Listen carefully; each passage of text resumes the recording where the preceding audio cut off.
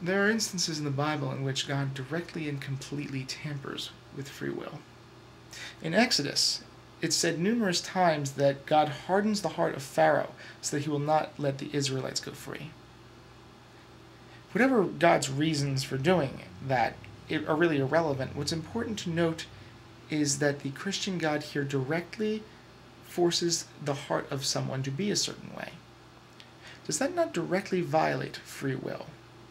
I mean, not only did God harden his heart, which causes Pharaoh to not let the Israelites go, but Pharaoh and the entire land of Egypt was punished for it through a series of multiple plagues and the destruction of their fighting force when the sea fell in on them.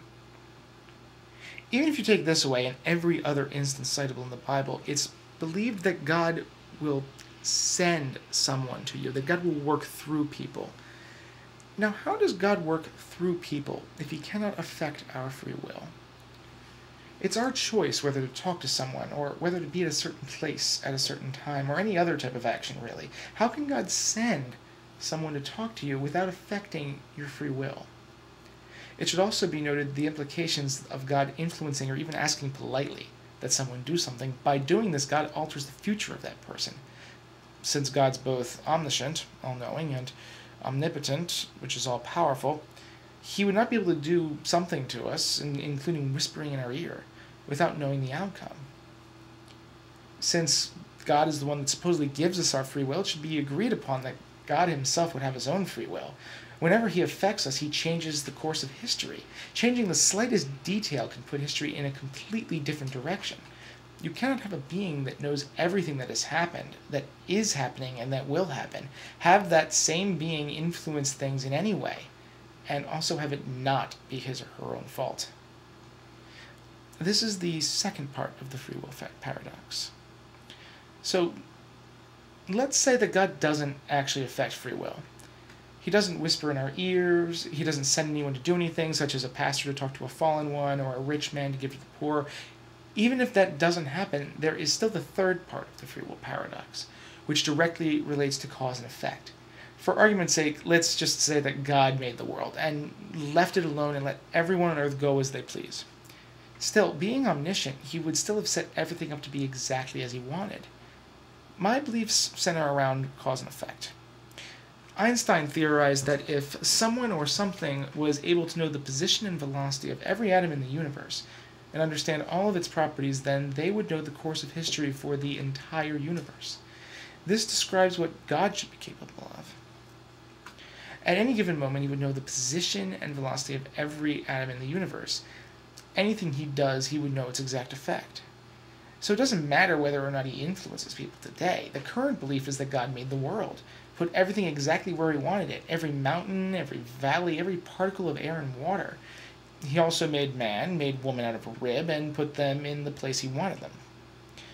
At this point, before either man or woman drew their first breath, God knew what would happen. The Bible says he's always known what will happen.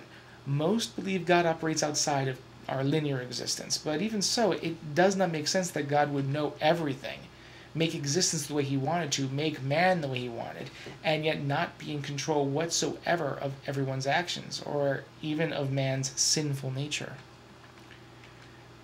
Even if we believe there's a spiritual aspect to our decision-making, we cannot deny the biological part of our decision-making. I previously mentioned that we can see the brain thinking, making decisions, responding to different stimuli. This is how it goes. Our sensory organs, our taste, touch, sight, sound, and smell, take in different stimuli such as objects, words, faces, sensations such as hot, cold, rough, or smooth. Our brain processes these sensations, cross-references them with previous experiences and memory, and decides upon an appropriate action. Even if our souls were in complete control of those actions, the actions can only be made within the context of the current situation. The current situation is influenced by other people and previous events. Previous events are influenced by the events that came before that, and so on, all the way back to the beginning of the universe. If God really did make the universe, then, well, he formed everything. It all comes back to him. Even if you take that part away, that still leaves Jesus as the ultimate controller of everything today. Jesus was the Son of God. Technically, according to the Trinity, he was God himself. This again makes him omnipotent and omniscient. Now, I'm sure most people believe that Jesus did stuff. Stuff refers to anything: speaking to people, walking in the sand, preaching, eating, going to the bathroom, even just merely waving his hand in the air. Jesus did stuff. Whenever he did anything, he knew how that would affect everything throughout the course of time. Did Jesus have free will? Could he have decided to go to another town and preach a sermon instead of another? Could he have decided to stand on one corner in a town instead of another? If he had, history would be changed. His message would have reached different ears.